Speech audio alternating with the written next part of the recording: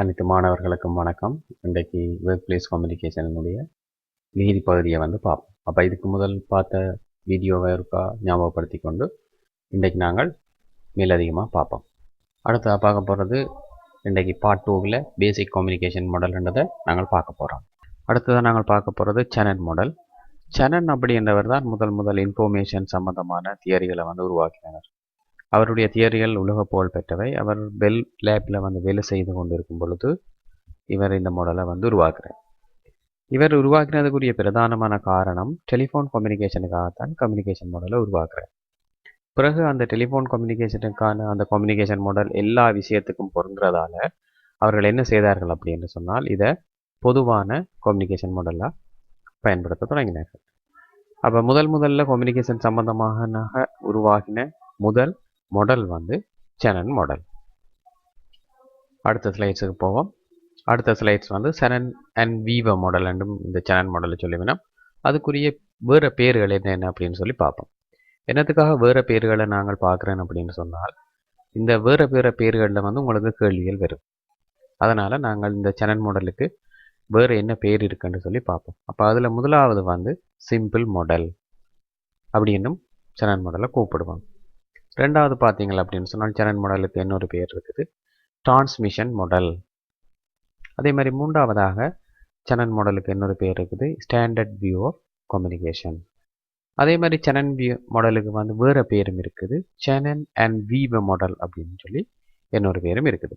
இதில் வீவர் என்றவர் இன்னொரு கம்யூனிகேஷன் சம்பந்தமான சயின்டிஸ்ட் அவர். அப்போ அவர்கள் இருவருடைய பேரையும் இணைத்து தான் கொமனா சில இடங்களில் சொல்லியிருந்தாங்க. அப்போ இந்த நாலும் உங்களுக்கு சேனல் மாடலுக்கான வேறு பேர்களை இங்கே நான் உங்களுக்கு குறிப்பிட்டிருக்கிறேன்.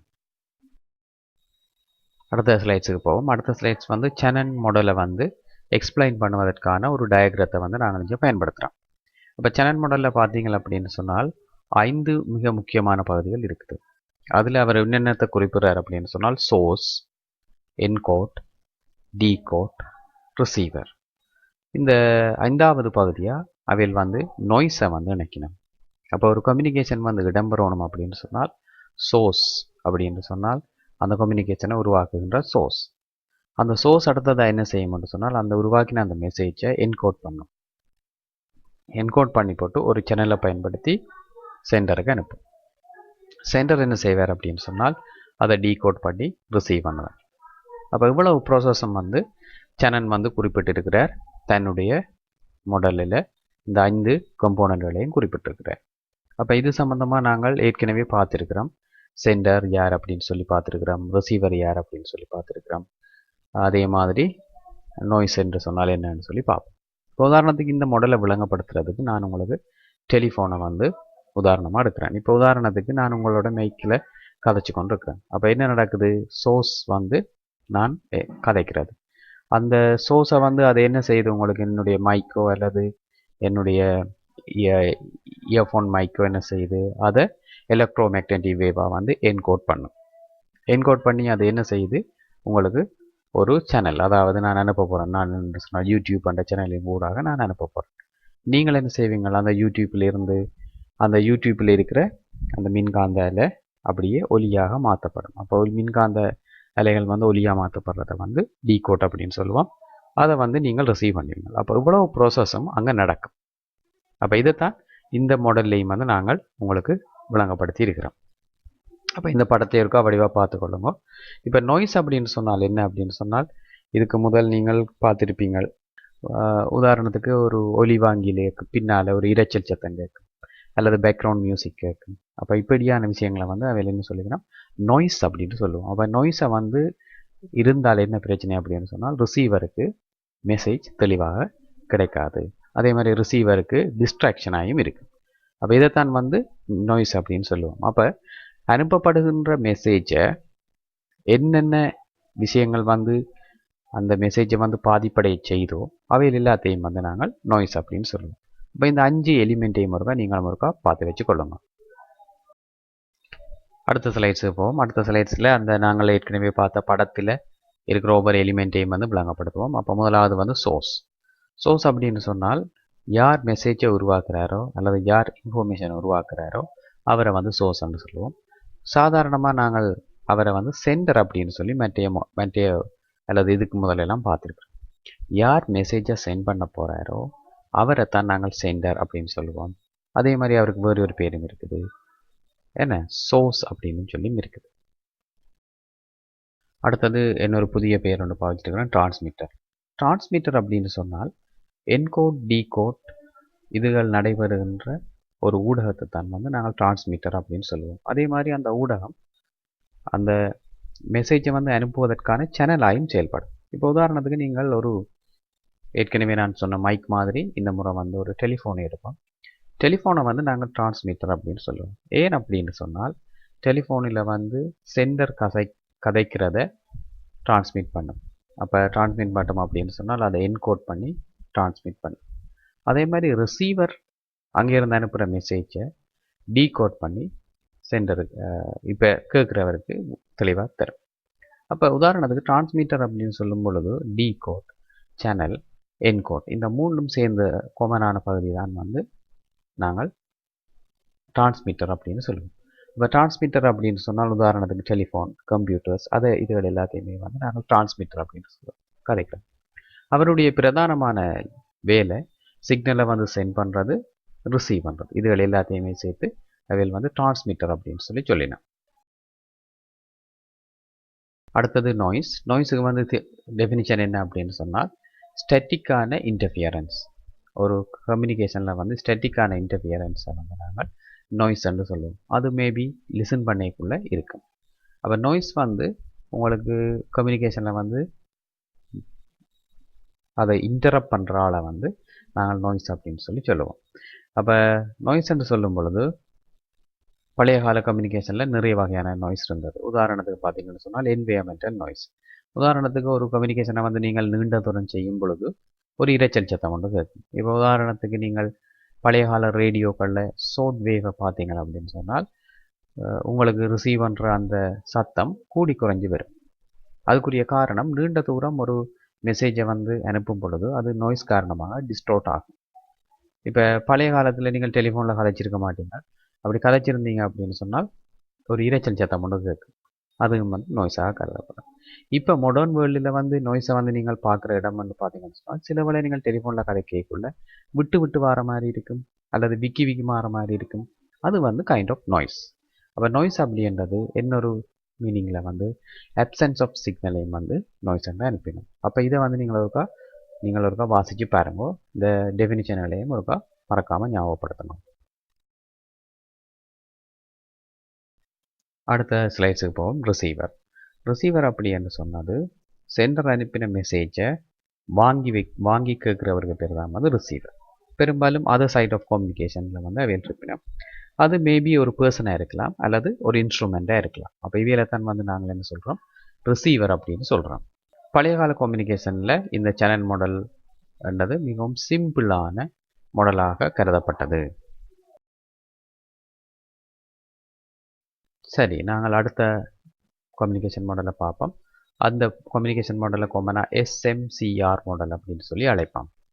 எஸ்எம்சிஆர் மாடல் அப்படின்றது சோர்ஸ், மெசேஜ், சேனல், ரிசீவர் இந்த 4 காம்போனன்ட்டினுடைய முதல் எழுத்துக்களை கொண்டதான் வந்து எஸ்எம்சிஆர் மாடல். இந்த எஸ்எம்சிஆர் மாடலை டெவலப் பண்ணினவர்கள் வந்து சேனனும் வீவர் என்ற 2 பேரும் சேர்ந்து இதை டெவலப் பண்ணினவை. எஸ்எம்சிஆர் மாடலினுடைய கம்போனன்ட்களை நீங்கள் ஒருக்கா பாருங்க. Source, message, channel, receiver.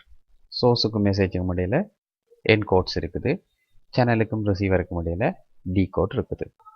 அடுத்தது சோர்ஸ் அண்டதுக்குள்ள பார்த்தீங்கன்னு சொன்னால் 5 விடயங்கள் காணப்படுது. அந்த 5 விடயங்களும் சோர்ஸுக்கு கட்டாயமாக இருக்கணும்.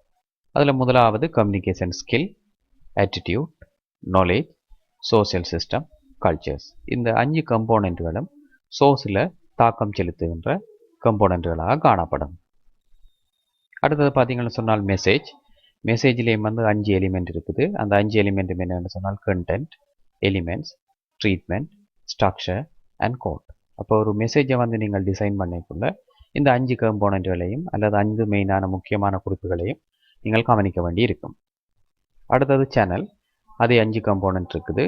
அதில் பாருங்க என்னென்னு சொல்லி hearing, seeing, touching, smelling, testing. அப்போ இந்த 5 கம்போனன்ட்களையும் உங்களுடைய சேனல் வந்து கொண்டிருக்க வேணும். இந்த 5 கம்போனன்ட்களில் வந்து நீங்கள் பயன்படுத்தினீங்கன்னு சொன்னால் உங்களுடைய மெசேஜ் வந்து எஃபெக்டிவாய், அதாவது ரிசீவரை வந்து கவரக்கூடிய மாதிரி இருக்கும். அடுத்தது ரிசீவருக்கும் சோர்ஸுக்கு இருக்கிற அதே அளவு கம்போனன்ட்கள் இருக்கும், அல்லது அதே ஒத்த கம்போனன்ட்கள் இருக்கும். Communication skill, attitude, knowledge, social system, culture. இந்த 5 கம்போனன்ட்கள் ரிசீவருக்கும் சோர்ஸுக்கும் வந்து சமனாக காணப்படும். அப்போ இந்த 5 கம்போனன்ட்கள் பிரிக்கப்பட்டிருக்கு, ஒவ்வொரு தலையங்கத்துக்கு கீழே உங்களுக்கு தந்திருக்குது. இந்த 5 கம்போனன்ட்களை வந்து நீங்கள் கட்டாயமாக அல்லது மேக்சிமமாக பயன்படுத்தினீங்க அப்படின்னு சொன்னால் உங்களுடைய கம்யூனிகேஷன் வந்து எஃபெக்டிவாக இருக்கும். உதாரணத்துக்கு பார்ப்போம். நீங்கள் வந்து ஒரு மேடை பேச்சு செய்ய போகிறீங்களா அப்படின்னு சொன்னால் உங்கள்கிட்ட நல்ல கம்யூனிகேஷன் ஸ்கில், அதாவது இலகுவாக கம்யூனிகேட் பண்ணக்கூடிய நபராக இருக்கவர். அதே மாதிரி சேனலுக்கு நாங்கள் உதாரணத்துக்கு எடுப்போம். நீங்கள் ஒரு ப்ரெசன்டேஷனை செய்கிறீங்க அப்படின்னு சொன்னால் அதில் வந்து ஹியரிங், சீயிங் என்ன இதுகள் எல்லாமே இருந்துச்சு அப்படின்னு சொன்னால் உங்களுக்கு வந்து அந்த கம்யூனிகேஷன் வந்து எஃபெக்டிவாக இருக்கும். அப்போ இந்த 5 மூலகங்களும் கம்யூனிகேஷனை வந்து எஃபெக்டிவாக மாற்றுவதற்கு பயன்படுத்தப்படுகின்றது. அப்போ ஒவ்வொரு நிலையிலையும் அல்லது ஒவ்வொரு ஃபேஸிலையும் இந்த 5 மூலகங்களும் உங்களுக்கு தேவைப்படும்.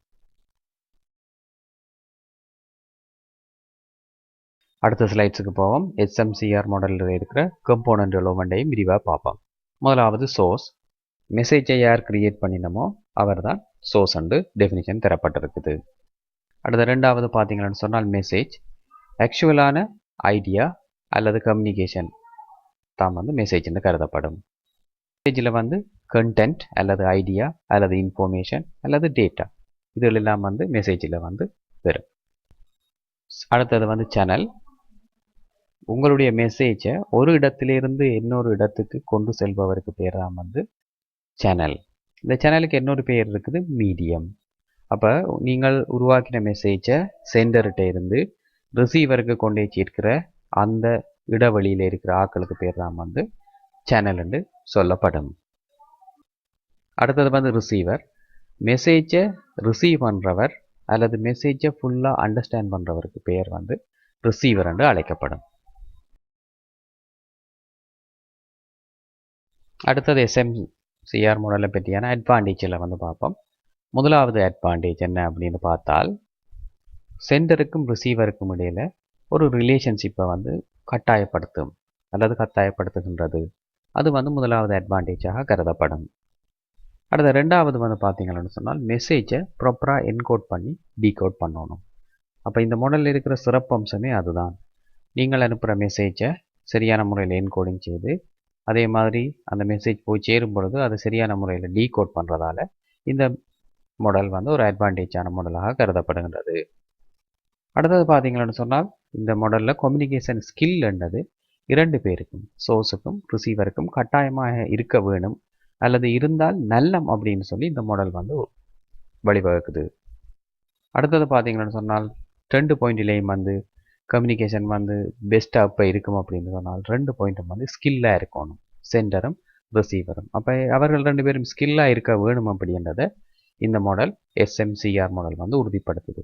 ஆகவே மேற்குறிப்பிட்ட 4 உங்களுக்கு ஒரு அட்வான்டேஜாக அல்லது அட்வான்டேஜுக்குரிய பாயிண்டாக கருதப்படும். சரி, நாங்கள் இந்த பார்ட் 2வினுடைய எண்டுக்கு வந்துட்டோம். நாங்கள் அடுத்த பாட்டில் வந்து உங்களை நான் சந்திக்கிறேன். அப்போ அதுவரையும் நீங்கள் இது இருக்கா பாருங்க. நான் இதனுடைய இறுதி பகுதியை உங்களுக்கு வெகு விரைவில் அனுப்பிவிடுறேன். அதுவரை உங்கள்கிட்ட இருந்து விடைபெறுறேன். நன்றி, வணக்கம்.